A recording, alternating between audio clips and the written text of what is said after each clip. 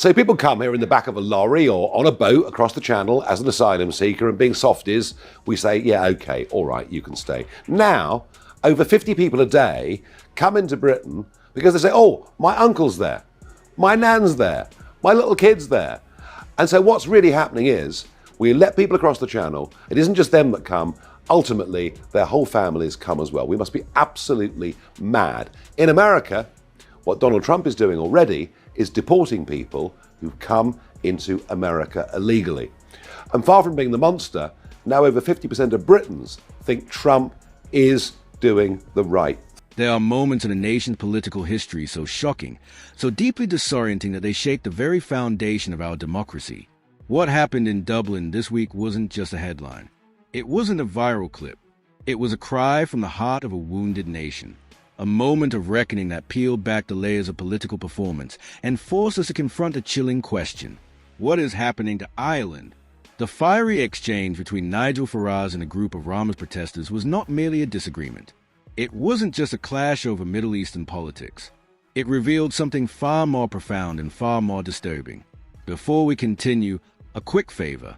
If you're finding value in this content, please take a moment to like the video and subscribe to the channel. Now, let's get back to it. Being put in 4-star hotels. I see illegal migrants who, by the way, might have escaped a war-torn country, but they ain't got their wife and kids with them. They're in a hotel as well, and suddenly me, a good old British voter, a good old person who hasn't broken the law, feels like a fifth-class citizen. It's not good enough the way I think. I think we're too soft. I think if we made it harder, if you didn't get a hotel and a car and a house and your backside wiped while our own people are struggling, I think that would be a deterrent. Don't you think we're too soft? It's about fairness. It's simply about fairness. All those arguments that you just made, people are incensed that young males who, by the way, throw their iPhones and their passports into the channel, and I filmed this myself being out there on a small boat, they chuck them into the sea at the 12-mile line. Do you know they're given a new iPhone as soon as they get to Dover? God. No, I'm not making this up, I promise you. Everything's free. They get, 40 quid a week fag money. The whole thing's unbelievable. It was a symbol of a culture unraveling before our very eyes. What drew global attention to this moment wasn't the outrage, but the deafening silence that followed. Let's be clear about what took place. Nigel Farage, a man known for his controversial views and unapologetic rhetoric, stood in the heart of Dublin and voiced what many Irish citizens have quietly believed for years, that free speech is under siege, that political debate is being stifled by a dangerous combination of radical ideology and institutional cowardice. And how did the crowd respond? Not with dialogue, not with protest, but with threats and violent intimidation. We have a border security minister already, who has responsibilities for this sort of stuff. But like I say, it's a clear shift in tone, and that is really, really important. Now, we really do need strong deterrence and clear messages. And sadly, this weak Labour government has got rid of the only deterrent that we actually had in this country, which was Priti Patel's Rwanda plan.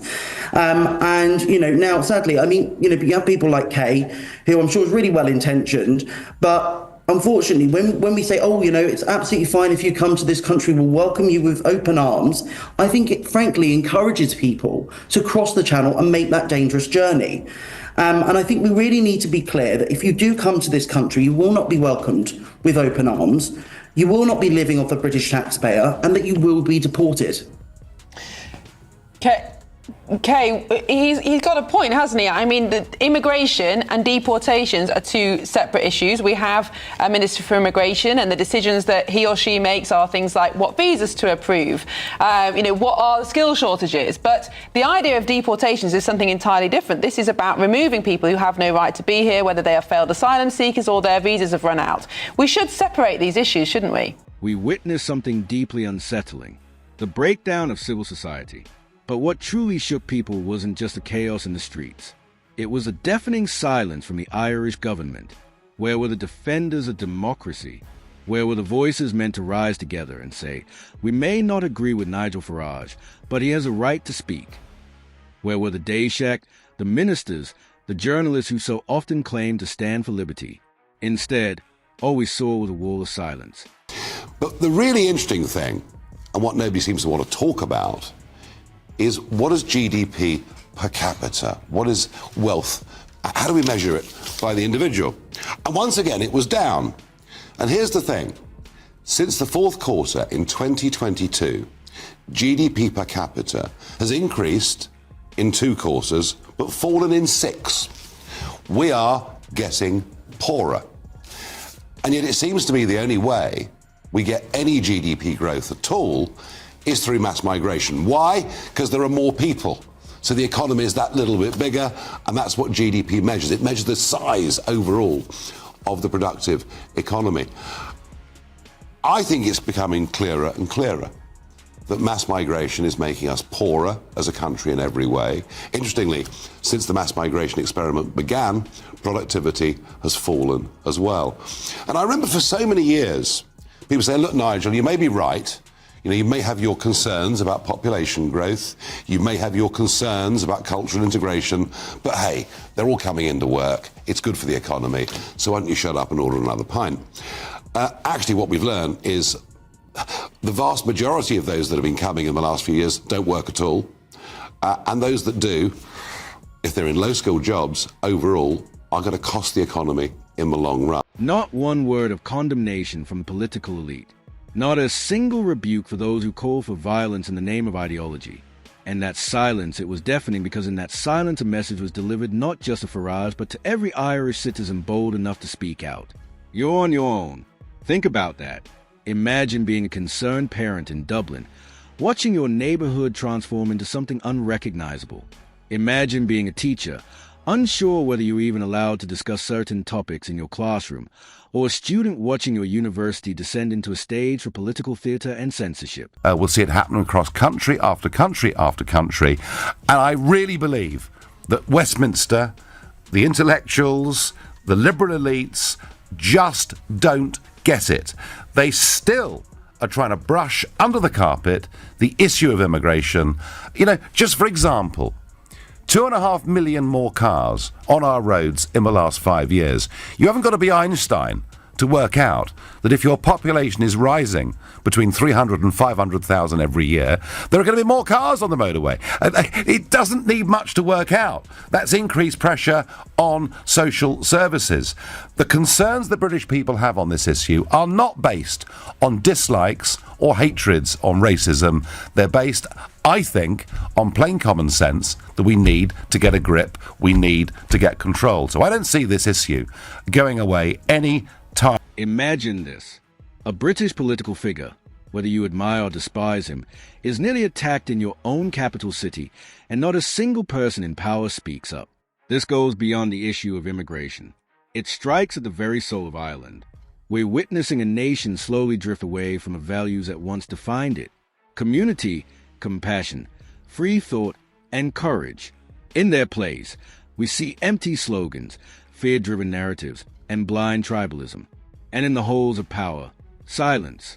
Because to stop this, our leaders would have to face uncomfortable truths. Truths that don't fit neatly into press releases or party manifestos. What was the point in leaving the EU and all that involved if we don't leave the ECHR? That's like halfway hotel, isn't it? It's pointless. Sharon in Wigan, for you, Nigel, talk. Please ask Nigel how we get rid of the loonies out before they ruin our UK. I'm having sleepless nights worrying about bills, and all I see is illegal young men coming from dangerous countries being treated better than I am. There you are. Sharon, the bad news is it's going to get worse. It's not going to get better. It's going to get worse. Let's confront an uncomfortable truth.